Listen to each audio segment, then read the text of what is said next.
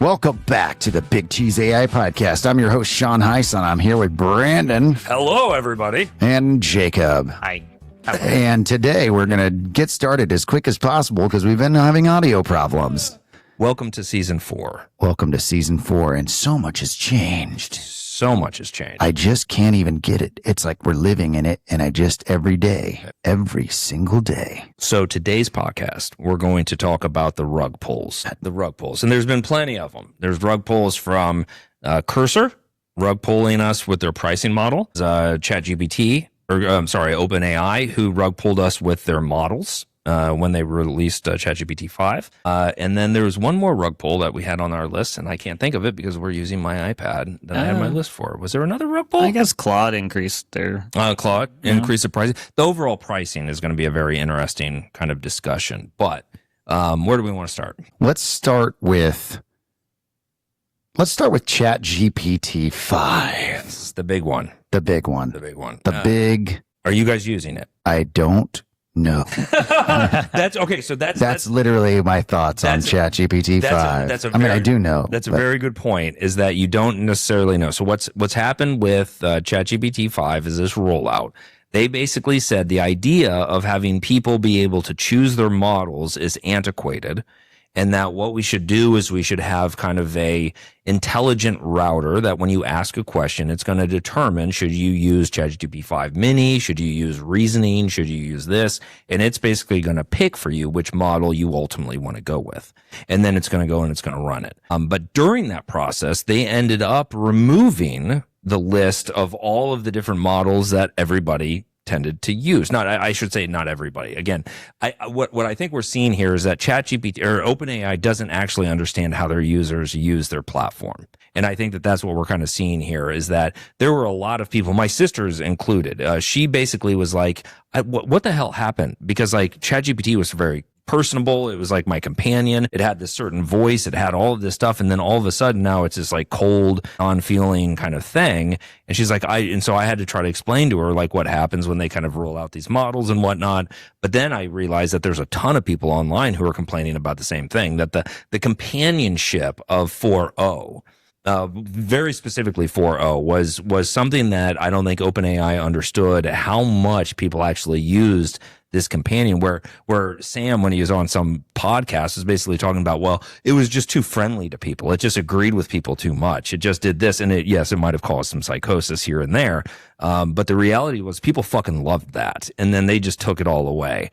And so there's a very interesting thing that we're kind of experiencing here, is that as these AI companies are building, they're going to have to start thinking about the actual personality that they're unleashing onto the world. Because those personalities, people are going to form relationships with them. And then if they just like rip them out, it's almost like if you have a favorite, CEO, and then all of a sudden he's gone. And you're like, well, wait a minute. Like, what the hell? Like I liked that person. I related to that person. I had that. So it's a very interesting position. And I think from what I heard is that they're going to be rolling that back. 4.0 is going to be coming back. I think it's already back, or at least the switcher's back. So you can, that was one, is that you can go to your settings and you can enable show legacy models, and then you can get to 4.0 back. But like, I think that's the only one that they did is at 4.0. Like 03 is completely gone, right? Like all the other options, but 04 is still there that you can kind of get to. But I don't know. I've been playing with it. I'm very impressed with it. But again, I'm approaching it from a nerd point of view and not from like, this is my buddy. But some of the things that I've had to do, the accuracy that I'm seeing out of it is really, really, really good. Like taking huge documents, generating huge JSON files that match my criteria and all of that without the errors that I was getting with, 04 mini. So I've been very impressed with the model itself, but man, they've just shut the bed when it came to this rollout. Yeah. So first, anytime there's a change in a system, everyone's going to bitch, right? And then they don't know what's good for them long term. Right. But I don't know if that's the situation here, but I think it absolutely is. Now, so ChatGPT or OpenAI, when they didn't realize that they just did the Instagram logo swap, right, and everybody hated that logo. Now everybody's going to adjust, and everybody will kind of get on board, and there's an argument to say that the decision to say, no, we're going to have one model. That model is going to be intelligent enough to determine what submodels it needs to use to answer these questions. And that this is just a pain point of our mistake before. And everybody's just going to have to fucking deal with it. And eventually everybody will get on board and we have this single model. I don't think that feels right to me, that like this idea that you can have one model to rule them all. I mean, is ChatGPT 5 just a ChatGPT wrapper? It very well could be. I mean, so my impressions of ChatGPT 5, and I actually shared an article about this on our Slack today, was ChatGPT 5 is purposefully less knowledgeable. Okay, so it has less knowledge built into it. It is much more intelligent about getting and deciphering information, which is probably one of the reasons why it did a good job with your docs. Yeah. So it's not bloated down with the entire weighted history of the world. Right. And they're just out now just browsing the web for you and just ripping content left and right. Oh, that's interesting. So you're thinking that the model itself is potentially smaller. The model itself from a let's pack in all of the matrices of data that's ever existed in this model. Right. And that's not what they're doing. That's okay. So that's a very interesting shift where you then say, okay, we're actually going to rely on using the web, using the different tools, using the MCPs to basically. What's the reason why they put all the knowledge in the model in the first place? Is because they were like, well, we got to rip off we got to train these models, but we got to rip all this stuff into the model because no one's going to ever just let us browse the internet and just steal all this content. I almost wonder if like because like again, they're normalizing stealing content. So I did hear, and we don't care. Sidetrack probe with Perplexity. Have you guys, like, with what Perplexity's been doing? I was watching an interview with Cloudflare CEO, and he's like, what Perplexity's doing is tantamount to what the North Koreans have done in terms of like cybersecurity, getting around a bunch of your stuff, trying to make it, even when you say don't go and scrape my website, they're doing it anyway. And so like Cloudflare's built that entire fucking like model where you can basically say, yes, LLMs can use my website and I'm going to get paid for it because of what Perplexity has done, which I thought was kind of crazy. And I want to talk about the Perplexity comment browser at some point today too. Are we gonna touch on Perplexity trying to buy OpenAI for $1 trillion bajillion?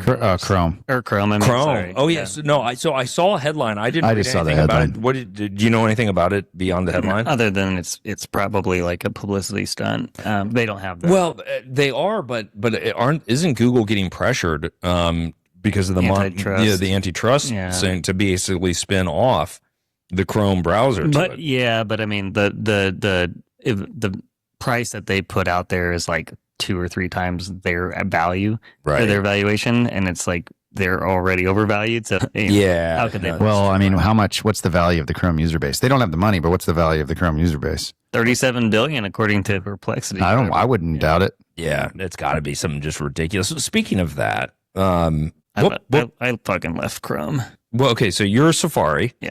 And what are you? It depends what device I'm using. Computer.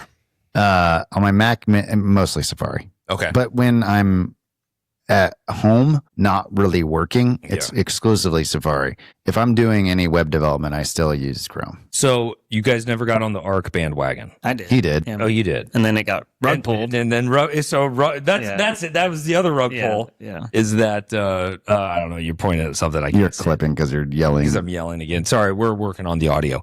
The Arc. Basically, Arc was like, oh yeah, this isn't the right path. We're going to completely pivot. Isn't that the browser company? It was the browser company, and now they're doing DIA, D-I-A, which is supposed to be basically it's Chrome with like the chat, sidebar. And that's their new direction. And all of the great things that they designed and the user experience and stuff that they came up with in the Arc experience is just going away completely. I fell in love with Arc. So Arc was my daily driver. Like I loved the side panel. I loved all the controls and all that. And so once they decided that they're going to basically dip on it, because again, they were struggling. They basically made a browser too advanced. And so normal people just didn't understand it. Is the argument. And so now that's why they're going to go with DIA and just have the normal top tabs and all that bullshit. So I've been on a journey to try to find what my next daily driver browser is going to be. And I have now sold on Zen Browser. So Zen Browser is heavily inspired by Arc from a user experience standpoint, but it's actually using Gecko, the engine from Firefox. And so you get all the Firefox extensions. I have not used Firefox in like literally 10 years. Like I used to be like I would only use Firefox or whatever because I was that. I mean, when Firefox first came out, that really changed web browsing forever. I mean, tabs. Oh, yeah. I mean, it was like Firefox when it came out, it was absolutely revolutionary. And their stance on obviously on privacy aligns with me just as a person and all that. But I always struggled with their rendering engine was just kind of always shit. Like their fonts were gross. Like the scrolling was chunky. Like all of just the obsessive attention to the unobvious that like Apple obsesses about. Like all of those things just seem to die when you go to an open source project. But man, I'll tell you what, Zen Browser, if you're looking for a new browser, Zen Browser is really impressive. There's still a lot of the gank that you just get with like some of these open source projects where they don't have it. But my God, I've now completely moved over to it. Last 3 days I've been just using it exclusively, and I have not had any problems whatsoever. And it's been great. So, what do you use for password manager though? Bitwarden. Okay, yeah, so you're good. I tied mine officially to iPassword or whatever. Yeah, right. I prefer that because then when I'm on my phone Sure. or wherever, I mean, I'm sure you can do the same thing. Yeah, but, I made the mistake of putting everything in Chrome, and then when I switched to Arc, not everything transferred over properly, and like I was constantly like having to reset passwords. Here's the thing I beg of any of you. Do not use a browser's password manager as your password manager. Right? Use iCloud if it's available. There is an iCloud extension for Chrome. And I don't know, I'm sure someone's probably ported it for Firefox to be able to use that. Whatever tool, but use a modern day password manager. That's absolutely critical, right? It's going to give you 2-factor authentication. A lot of them are going to do the passkey stuff right out of the gate, so we can just stop worrying about passwords altogether. But having a central place where all of your passwords are that's not tied to a browser, I think is absolutely critical. You can make an argument not to use Apple because it ties you to an operating system, but realistically, most people, like if you're going to be a Mac user, you're probably going to be a Mac user for the rest of your life. You know, there's like me who I constantly think, I might go to Linux again, right? And I might just dip out of everything. So I want to be free from like Apple locking me into those things. But realistically, like I tell my wife, I'm just like, yeah, just use Apple stuff because it's like their password app that they just released is actually a really solid application. It makes it super fucking easy. Yeah, it's super nice. The one thing I still get frustrated with is AWS accounts where it just refuses to understand what a subdomain is. And I'm like, all right. So I have to like remember what was my username for this account. Oh, that's interesting. So it doesn't do a very good job of accounting for subdomains to identify the password. What about localhost 3000? It fucking has. I'm like, no, that's 20 apps ago, kid. Now, I will say for all my local host ones, I pretty much do use like my brand, here's my email and the same password that I use. Brandon almost gave away his global username and password. I totally just about gave you what my email was going to be. I wouldn't have told you the password because I make my passwords that I remember, ones that I would never feel comfortable saying out loud without getting just skewered by the world. Right. So all of my passwords are the most horrific things you can possibly think of that if anybody would like, I wouldn't even like if I had a gun pointed to my head, I'd be like, no, I probably shouldn't tell you what my password is. That does not surprise me. Anyway. Yeah. So, ChatGPT 5. Are you using it? No, you said you don't know. Elvis. Are you using it, Jacob? I have dabbled. It did something cool the other day. I uploaded an image of our wedding event image. Yep. And what it's really good at now is taking images within the or things within the image you upload and then transposing that to the new image. Yes. So all I wanted to do was like their layout. I wanted to make it a winding path, dotted line through the thing. It didn't do that well, but it copied the underlying layout perfectly. Okay. So I didn't even turn on it because I'd already fired off the email to the design team. And I was like, that's their job. They'll do that. I think this is a good time to bring up and someone should bring this up and actually read through it. But it's the paper that Apple came out with about AI. The reasoning. Yeah. Oh, they're basically like reasoning is dumb. So like, I think there's basically a logarithmic scale, okay, to these models, right? And what happens is that there's it can't, it's they keep trying to push it further and further and further, but it's not getting there. Right. And Apple's paper was really interesting because it came out and basically said, guys, there's no reasoning here. There's no intelligence here. This is really, really, really, really good pattern matching. Well, and I thought it was interesting because the way that they kind of proved that, if I'm understanding, was they gave it novel problems. They basically were like, here's a problem it can solve, given that this lives on the internet and it has been solved. And they're like, let's change everything up so it doesn't match their words. And to your point, like it's all an illusion right now. It's just a very, very good. People keep saying it's like a very smart, magical autocomplete, and it is like which is very valuable, but we need to understand that its limitations. So I don't think, and you know, my stance is we will not get to AGI with a large language model. We just won't. No, like the large language model, they're amazing, super powerful. They appear to be intelligent. Again, if you throw enough parameters at something, all of a sudden some intelligence. But seems the intelligence isn't just text. It's not. No, and that's why solving novel problems. I mean, that's why I think what's really cool is understanding how much our vision, how much data we consume through vision. Right. Like we consume more. Somebody said this. I don't know if it was. We talked about it in the podcast, but like a 4-year-old child has consumed like pajillion petabytes of data, not from hearing anything, but from seeing things. Well, and even tone and context of it's them all together. Exactly. We're incredibly good at processing that. And until, so like right now, as we've talked about, right, you go ask it, why don't, tell me a joke, and it's going to tell us that why don't scientists like atoms, because they make up everything, right? It's going to answer that question. And it is going to have taken, a small little village's amount of electricity to answer that. Right. Where I can ask you that, and it takes literally a quarter of a watt. And I might say something that's never been said. Exactly.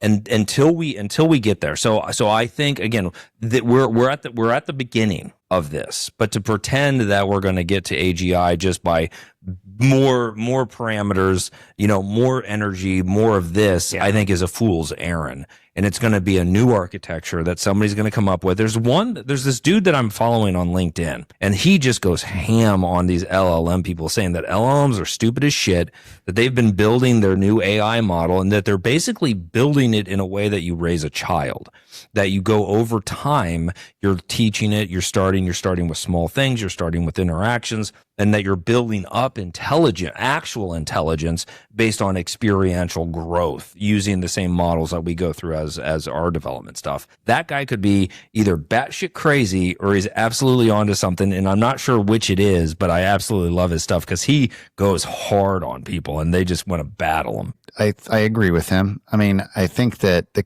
concept of actually solving novel problems is proof in the pudding, but I think it also, how do you apply this, right? If you're using it, a lot of us are using AI every day with success. So you would say, oh, well, it's not intelligent. But you have to understand the use case of AI now.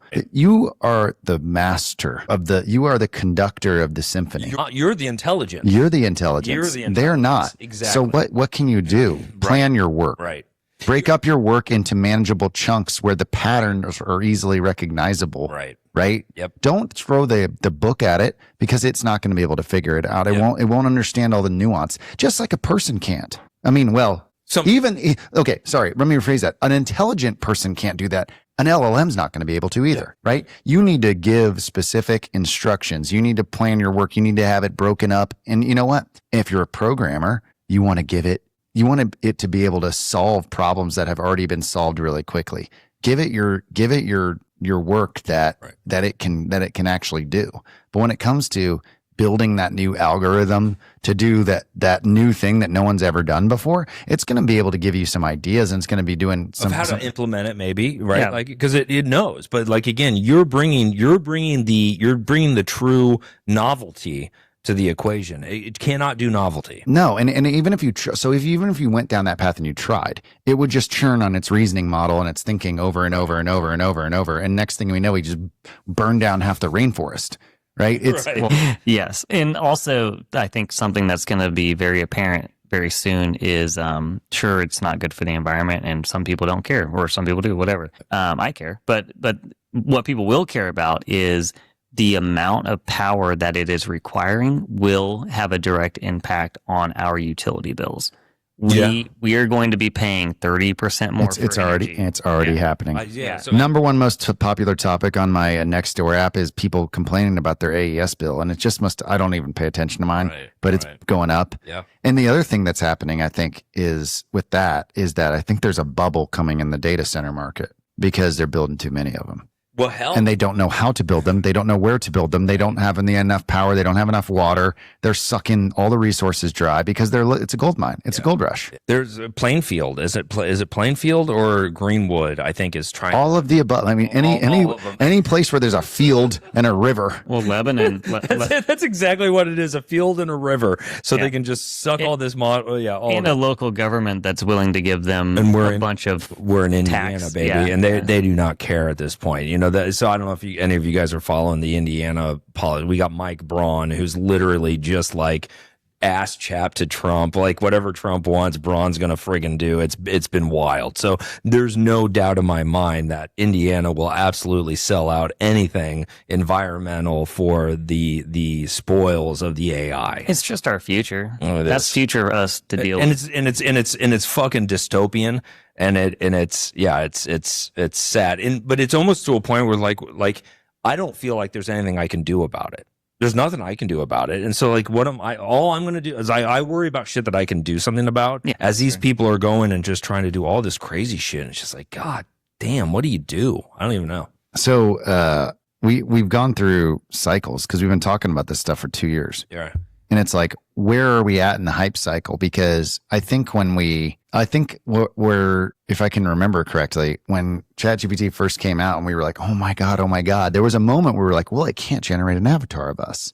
Right? Remember that? Yeah, we tried to do that. We tried to do that a million times. Right. And then I think there were moments where we were like, well, it's really not that good at this. Yeah. And then I think there's a whole phase where we're like, this is amazing when Cursor came out. Yeah. Like, and I still think it is. Sure. But like, as time goes by and it continues to go by, we're seeing that there is a finite limit that it's going that until it fundamentally changes, it's not going to get there. Right. So I'm no longer a buyer in what that weird looking guy from OpenAI that left says. Oh yeah, the super Ilya. Right? Like he's like, this is gonna kill everyone. You know, we're all gonna die, right? Oh. Yeah. Well, he invented it, so he wants to seem important. Right. But I'm sitting here going, you know what? It's in its spot right now, and it's really useful, and it's going to be, it's going to change the way we work, and it already has. But I'm not sitting here going, there's going to be a robot that can navigate around your house, having multiple conversations with people, and you know what I mean, and get it's just not. There's not enough. There's too much data from a vision perspective. Right. No one can process that amount of data without burning down the entire data center. Yep. Right. And then the ability for it to reason through novelties of just like, I mean, I could picture a robot walking in here right now trying to shut the door, right? Yeah, exactly. And do you know what I mean? What are you fucking doing? What are you doing? First of all, why are you shutting the door? There's a table in the way. Like it's going to be, I need to shut door. You're totally right. You're absolutely right. Correct. Yeah, I put that on LinkedIn, and I don't get viral, and that didn't really go viral, but I do get a lot of people saying, yeah. Anytime you hear your AI say, "You're absolutely right," dude, it just means it's glazing you and doesn't actually agree with you at all. Okay, or even know what agree means. Okay, so I want to use that as my opportunity to go shit all over Cursor now. Because Cursor, I've avoided the update Cursor button. As Jacob is literally Claude coding right now while he's on the podcast. We're gonna get to the Claude Code thing, but with Cursor, I've avoided the update button, and I don't hit the update button. I finally hit the update button, and there's like, hey, do you want to try out ChatGPT? And I'm like, I guess I don't fucking know. And so anyway, I start going through some work. And I'm like, hey, go update this endpoint to make sure that we're passing this new variable that I added to Supabase, the table. So like you're passing it through. And it's like, all right, cool. And it starts doing it. And it's like, ooh, I see this problem. And then it's like, ooh, I see this problem. Let me go fix that. Ooh, I see this problem. I'm going to go fix it. Ooh, I see. It literally just kept going. And eventually I'm like, what the fuck are you doing? And I'm losing my shit at this point. And to a point where I actually it got really bad at Monon Works yesterday. Somebody opened my door as soon as I screamed at it, and it like echoed through the whole place, and like people came out of their houses thinking that somebody was getting into a fight.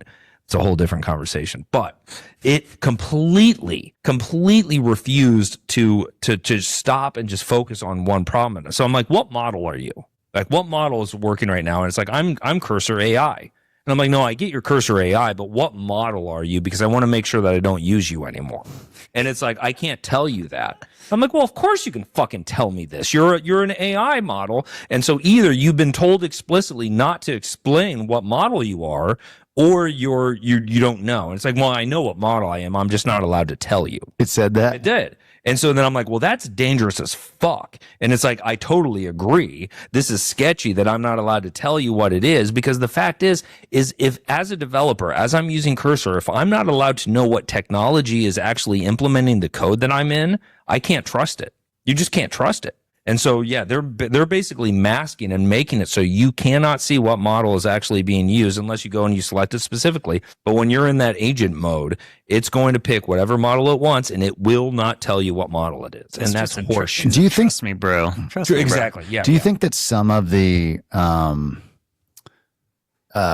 what's going on with the dynamic agent model switching has less to do with picking the right model and more to do with like queue resource allocation? Oh, both. It's absolutely both. There's no doubt about it. Because like ChatGPT 5, apparently, I trying to follow any of these companies' pricing models of like their usage and all that stuff is like impossible to fucking follow. But apparently with ChatGPT 5, you're going to get whatever it is, X amount per week. And then once you hit that criteria, you're going to automatically drop to the mini model. So there is no doubt that they're all trying to figure out how do they stop burning money like at the levels that they're currently burning money. And so, yeah, I think there's a fine dance between saying that it's for optimal model selection, but it's also for ensuring that, as a billion people all of a sudden go ask the same damn question, that we can kind of allocate resources appropriately. Have you there's an NVIDIA like local LLM chip competitor. Have you seen that one? I forget the name of it, but it's got 128 gigabytes of,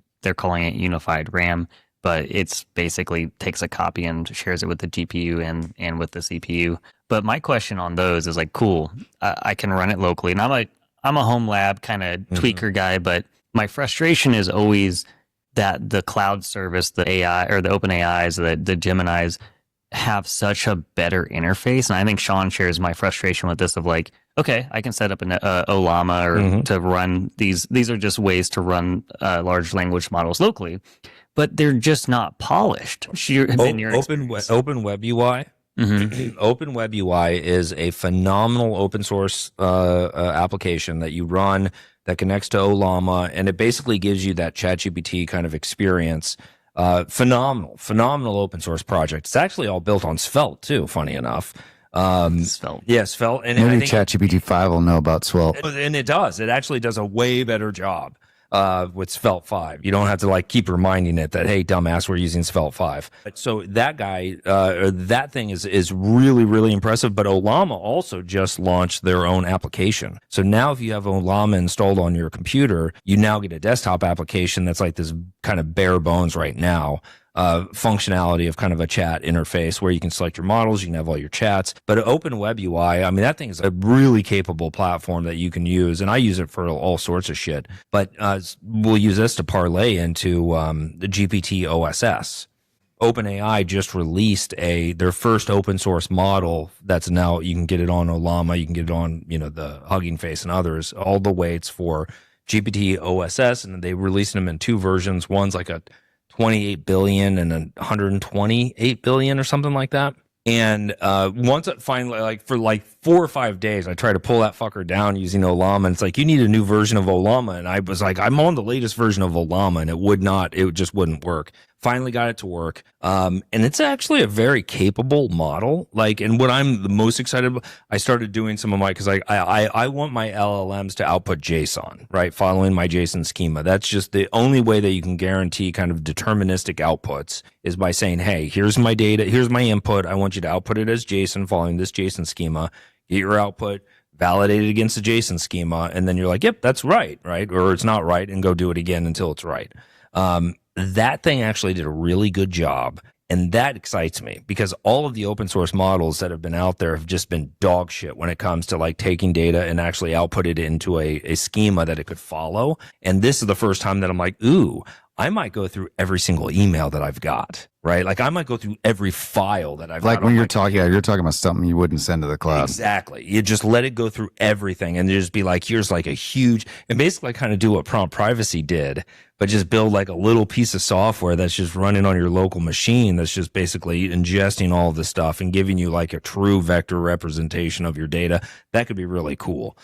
So I'm excited about that. But yeah, so Open WebUI, it's a little hard to set up. Like if you're, you got to be kind of nerdy because you got to set up Docker, you got to have that kind of shit. But once that's there, it's great. I love it. Total sidebar, but did you see Apple's containerization? Yeah. Have you done anything with that yet? No, because it's pretty beta right now and it doesn't support a lot of things. So I'm gonna wait a little bit. But people are saying it's a really cool approach the way they're doing it. I don't really know much about it, but I think it sounds like it's very similar to like what Windows did with the Linux subsystem. That they're basically making it so that you can they've got their own little Linux subsystem that you can just run these like little containers on. I think that's great because I personally I hate Docker. Yeah. Like anytime I have to deal with Docker, I'm just like, ugh. I mean, like again, Docker. I don't want to poo-poo on it because like they really did change the game in a lot of ways. Like they brought some crazy shit to the space. But I'm glad that other people are basically taking the ideas and the other thing is that they're those new Swift libraries to access models on them. Oh, right. Right. So yeah. Apple is doing what they always do, and their stock's reflecting it. Which is the hype cycle's going, and they're sitting there releasing their paper, doing their thing, and they're going to come out with something. I hope so. And I think one of the things that Genmoji is dog shit. One of the things I think that's important, if you think about if you relate it back to the ChatGPT 5 thing, where it's like you don't really have to have the entire world's knowledge. Right. Base built into the model. It just needs to be intelligent about what to do with information. Yep. And where to find it. I think that a decentralized AI model works better than a centralized AI model. I think that's absolutely where it has to go. Yeah. It absolutely has to. And what we're saying by that, for those that might not understand or get it, is like your MacBook is the AI, not servers running polluting your rivers. Right. It's all we're polluting China's rivers. God damn it! No, we have to get there. Where again, these models need to get more efficient. Again, our brain can run on 4 watts, right? We surely are going to be able to get these models to be able to run on a phone that's going to be super intelligent that can do it. And again, this might be 5, 6, 7, 8 years from now. But once we have that, and that we're no longer sending, because again, if you really think like I get panic attacks every time I really think about all of the things that are going to ChatGPT. I know, right? Like if you think about everything that people are uploading through the app, everything that's going through the APIs. Well, and do you trust Sam Altman to have all the security? Like they're gonna get hacked. No, not only are they going to get hacked, but there's no legal recourse. You have no privacy whatsoever. So if somebody comes right now and tries to sue you, they can basically be like, hey, you were using ChatGPT, so we're going to go and we're going to subpoena ChatGPT, and they're going to give you every single chat, every single deleted chat, every single private chat. Because again, they don't actually delete anything, right? All of that information is available and is out there, and I think there's going to be some bad shit that's going to come out from this. So the company let ChatGPT and Grok and all these people go and build out these huge models, figure out all the pain points, let them. There's going to be some "I told you so" moments. Yeah. Lots of things to consider there. But one thing I'm excited about is the advantages or gains we're getting in like hardware design, and because we have to, right? Like that. So we're getting lower, like Mac recently. So one of the things that they've done that is or Apple that's completely underrated is that Mac Mini. It's a freaking powerhouse at what, $550 or something bucks, and it's amazing. It consumes very little power, and it's super efficient. Yeah, you can run a ton of models on it. I mean, it's crazy. I have one, and so that's my family's primary computer, and it's just great, dude. So I was watching this guy he decided he was going to have he was going to use his iPad as his daily driver, and then he's going to have a little Mac Mini on the side, and then he did some hacking on the Mac Mini to basically make it when the Mac Mini wakes up, it just ends up using the laptop as the secondary monitor using Sidecar. Nice. And he was just like, yeah, this is perfect. Everything you just said went weird. So I've been looking a lot into Unify. That's what we have here for our Wi-Fi. Right. But so anytime I try to do shared screen, I have an old MacBook that's running Plex and a couple other Docker containers. Right. And I try to do shared screen with it or whatever it's called, screen sharing. And it's super choppy. And that's because my fucking Deco Wi-Fi it doesn't have that throughput, right, or the reliability. I mean, there's like a door in between me or whatever. But like that would be my dream, is like having almost like a thin client sort of situation, because I want the Mac Mini because it's a better bang for your buck. But I just don't know if the internet's ever going to be fast enough and like you have to be hardwired and like on the same network and have 10 gigabit. You know. Apparently, the Sidecar, what he was saying is, so you can do it. There's two different ways that you can do it. You can either use Sidecar, or you can use like an HDMI adapter that like an HDMI out from your thing to your iPad or whatever. He's like, but the visual, his whole thing was all about the color accuracy. And he's like, Sidecar cannot be beat. He's like, it's absolutely amazing. The quality that you get in the color representation on Sidecar, which is going over the wire or over the air, versus the HDMI. He's like, it's not even it's not even. That must be using like he's got. Do you know a crazy story of Sidecar-ish stuff? No. So my kids have we bought the newest Apple TV. Okay. Oh, do you do the karaoke? No. But so the Xbox is in the basement. Yeah. Okay. And at 8:30 they have to come upstairs, right? And they figured out that not only can you Bluetooth connect a Xbox out of the box with an Apple TV, right? You can remote down into the Xbox and play Xbox remotely on your Apple TV. On your Apple TV. No way. Yes. That's actually and you can cool. do the same. And guess what? Even more. They take the iPad Pro and they can play on that too. So when they get kicked off that, they switch to the iPad Pro and they just sit there and play platform games or whatever on the iPad, and it's just streaming from the Xbox downstairs. I didn't even know they were doing it. They figured it out on their own. Dude, that's what I'm so excited about, like having these kids, because kids get just naturally curious, right? They're going to go and they're going to try things. They're going to figure out things that we've never even considered. And we're going to basically be handing them this arsenal of technology. The same thing. So my daughter, at some point, we were at my son's like cross-country meeting or whatever.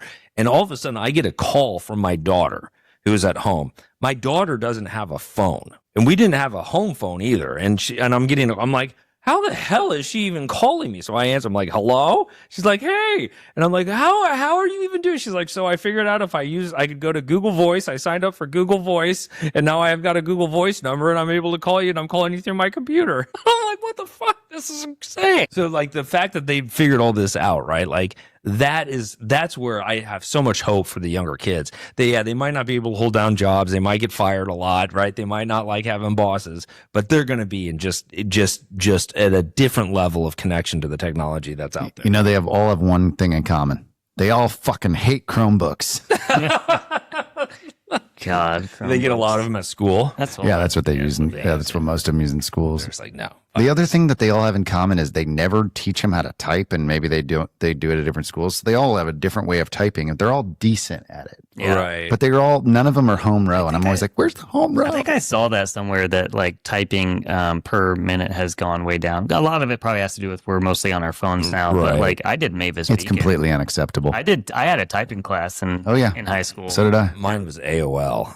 AOL, hell yeah. AOL, Messenger. You had an AOL class? I had an AOL. Yes, I did have the life of hard knocks on AOL back in the day when you were chatting with people and all the location, please. Exactly, ASL baby. Yeah. And so chatting for me, like I had a typing class and it was fine, but like I had been typing a long time before I even took those typing classes. But AOL Instant Messenger and AOL, it was before Instant Messenger really. Yeah. But that was what made it so I could learn to fucking fly. You know what really got me into typing was StarCraft, because like you're sitting there trying to you know when you play the games where like no rush 20 minutes, but you're trying to communicate to your partners. And I'm like getting up in the chat and I'm like, okay, I'm gonna build this exactly. So you go do that, and then like you got to be totally, or else you're gonna get absolutely raged. Those are the best ways to learn, right? Like in my opinion, it's like those are the greatest ways, because it's like everybody can learn that way. Even like the people who just are like book smart can still learn by having fun. But the kids who are not book smart, like me, I wasn't book smart, right? Like I couldn't learn from just reading a book. I had to learn experientially. Yeah, and that is it. You also have the endorphins and like the added pressure and anxiety of like you're trying to talk to a cute girl and you're trying to get your message in as fast as possible. Totally. You're like, oh, what do you? Yeah. So there's all. I got to get in this Pamela Anderson pick first. That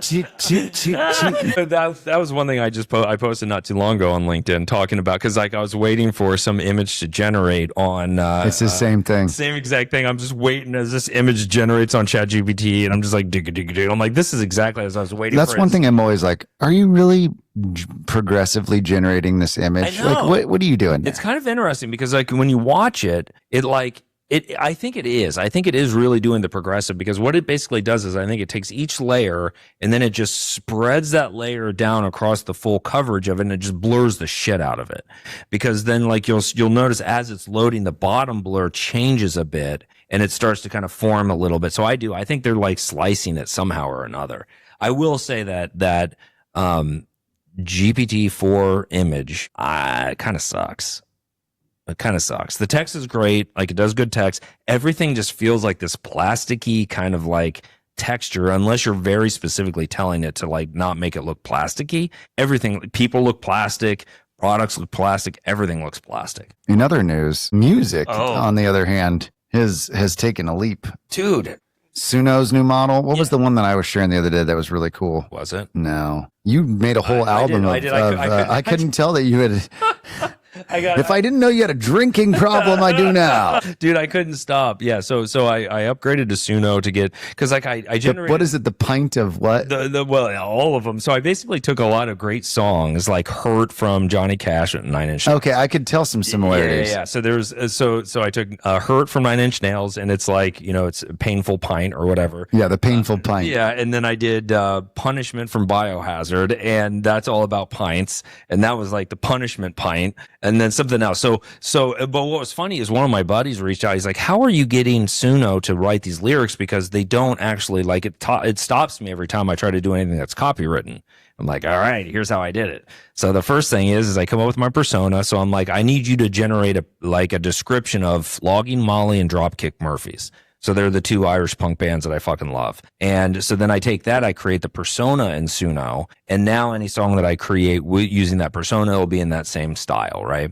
And then I go to ChatGPT and I'm like, hey, using these lyrics that I copied from Rap Genius or whatever, go rewrite this so it's about a pint. And then it just basically rewrites it. I copy that. I put that into the lyrics, and using that new 4.5 model, it's amazing. The quality that's coming out of that Suno 4.5 is insane. Cause like the 3 version was like super bitty, and like you kind of, it all sounded like it was kind of coming through like a 16-bit graphic, you know, like video game back in the day.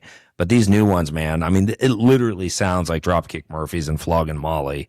And they're good. The songs, the breakdowns are great. I mean, it was just like, holy shit. I ended up publishing like 7 or 8 songs. After that, I just they're good. 11 Labs was one. Oh yeah, 11 Labs. Yeah. So 11 Labs has a music. They do have a music one now. Yeah. That's their new. That's right. You were doing a video game. That's right. We did the comparison. Oh, that was really good for that. Yeah. So I would be curious now, because you did the 11 Labs music for the 8-bit game. I then took it to Suno, and that was using the 3 model because that was before I upgraded. I'd be curious to see if I give it now the the new one. But the one that 11 Labs generated was really on point. It was great. Yeah. My kids were loved that. No, we haven't been working on it lately. Yeah, we decided to build a video game. Right. But one thing that's cool about doing the video games, we're doing it all with AI. Or we're trying to. Right. And so we built all of the characters. Like we thought about what they are, but then we built all the characters, like what they look like and stuff with generated images from ChatGPT. And ChatGPT does a good job of generating images in like I want it in a 64-bit, I need it in a 32-bit, I need it in a whatever. Really cool. And so what game engine is it actually using? Oh, it's called Play. Okay, cool. Oh yeah. That's right. You shared that. Yeah, it's I don't know if that's so GoBot. Okay, so I just learned about this. GoBot is what Tesla uses for its mapping. They're now switching to Unreal. Really? Yes, for mapping, dude. It's insane. So imagine the mapping now, but it's using the Unreal Engine, and that the cars are like legit. Like it's no longer just like a top-down map with the fuzzy little arrows. It's now literally like, here's your car. It's the red 3, and the semi trucks are like video game quality. I saw that. I'm like, oh fuck. I don't like Elon, but man, that guy, got to give the guy props that he's willing to go down that path, man. And that's cool as shit. Yeah, I mean, think about how long that library has been worked on. Oh yeah, iterated on. Forever. Yeah, I just created an intro for us on 11 Labs. You guys want to hear it? Yeah, let's hear it.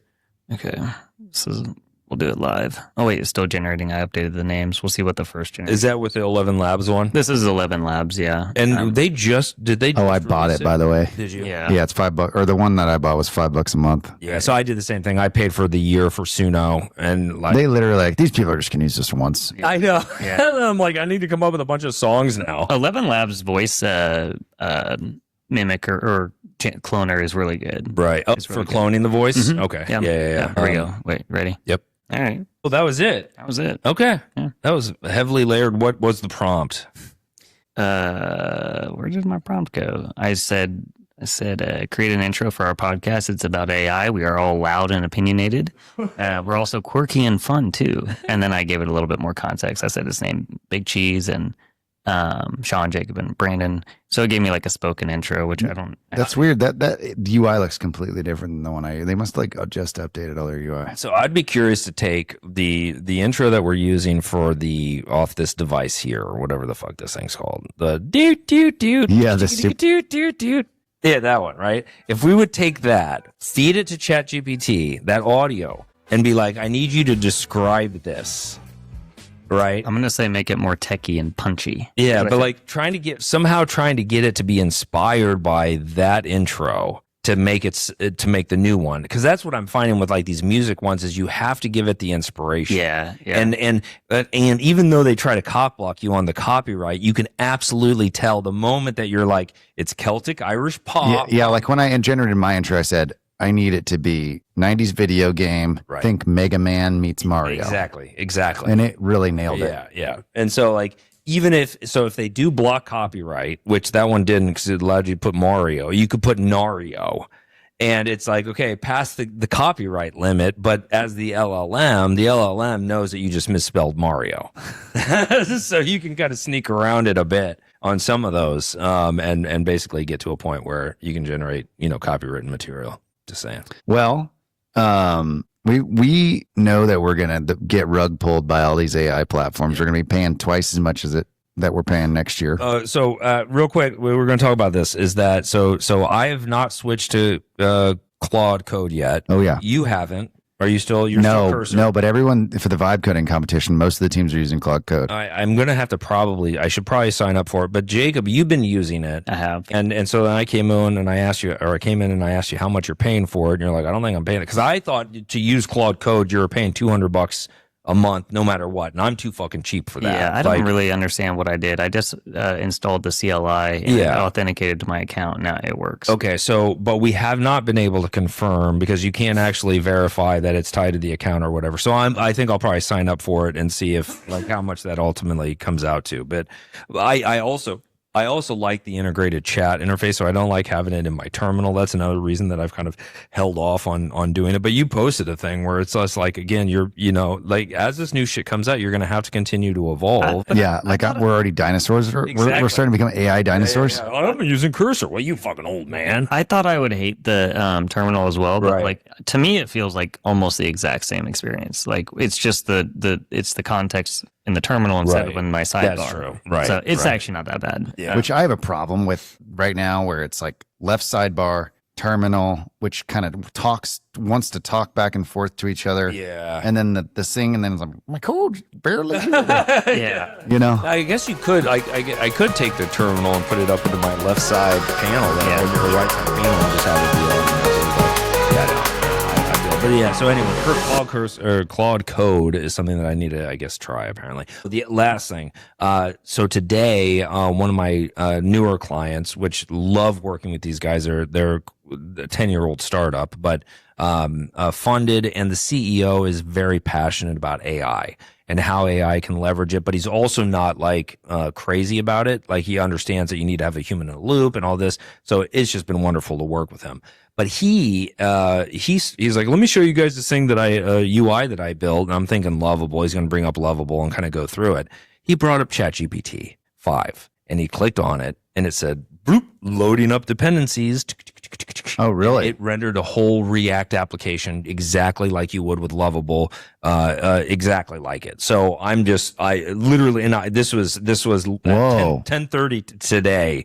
That I had this call that I've never seen anybody build a full Lovable-like user experience with ChatGPT, and it installed the dependencies. It was a React application. It did everything, and it rendered it out in the side panel, and it looked just like Lovable, dude.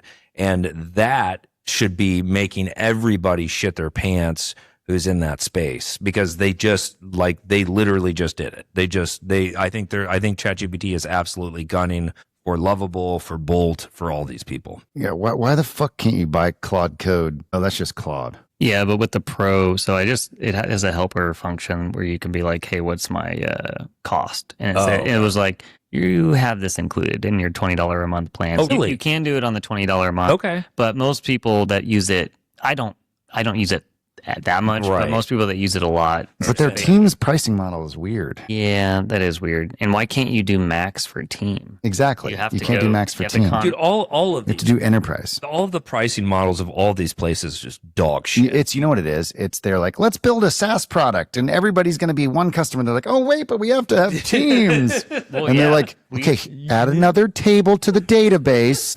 Link these people together. Well, we had this issue where we have a Claude project and we both wanted to use it. And we're like, well, we don't want to sign up for 5 seats at 25 Yeah, you bucks. can only, the minimum you can buy is 5 seats. Yeah, That's and, fucking and you ridiculous. can't share projects between teammates, as far as I understand it. So it's like, All right. so what are we going to do? Set up our own individual projects? And we need to have a shared context. And it'll Anthropic, figure out your teams. Okay. Google Workspace Yeah, model. works. I mean, that doesn't work. Well, the only problem with the Google Workspace stuff is that, Is Google Drive's worst product ever built? well, so I can't on my It's actually not. on my iCorbin account, which is grandfathered in free Google domains shit, right? So like I'm ancient. This thing's like 15 years old at this point, but I can't actually log into VO.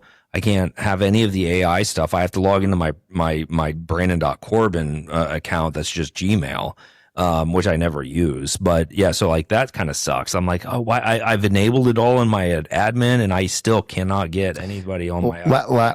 Okay, last point though. Right. Yeah, I was thinking about this the other day. Is what people are building the entire platforms on these platforms. What happens when like the rug pulls and these platforms just shut down, and you have your whole infrastructure built on this shit? Oh yeah, no, it's gonna be bad. Not only that, but I think if this model of like, well, I'm gonna remove this model. You don't have access to the model. I built an entire application that uses 04 mini or 4.0 it's mini expecting or that whatever it is. output. And now all of a sudden you rug pull me and you shift it up to another one that's not doing it the same thing. They're just leaning into the indeterministic approach. Well, right now I'm dealing with it with Cursor, where it's like I keep thinking all the time. I'm like, well, everyone's seen life with Cursor. Yeah. You can't go back. Right. Yep. You can't go back, and they know it. Yeah.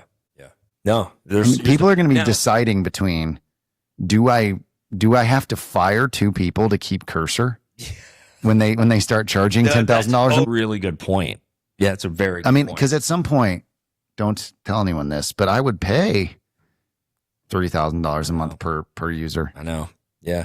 I would once I stopped. I would pay $10,000 a month for the company. Yeah, for the company. I want a bunch of people to be able to use it. And it needs to get to a point where I stop losing my shit with it, because like when I lose my shit with it, that the executive function that goes into it, the amount of energy that goes into it, until they can address it where I'm not losing my shit, then I'll pay that much. But until that point, I'll fucking. I don't think there's ever going to be a point where you don't lose your shit. Dude, no. So a great question to ask ChatGPT. What is my curse without any explanation? Okay, what is my curse without any explanation? I'm done with ChatGPT therapy. No. Mine was relentless dissatisfaction. With that said, this has been the BigCheese.ai podcast. We'll see you guys in a couple of weeks.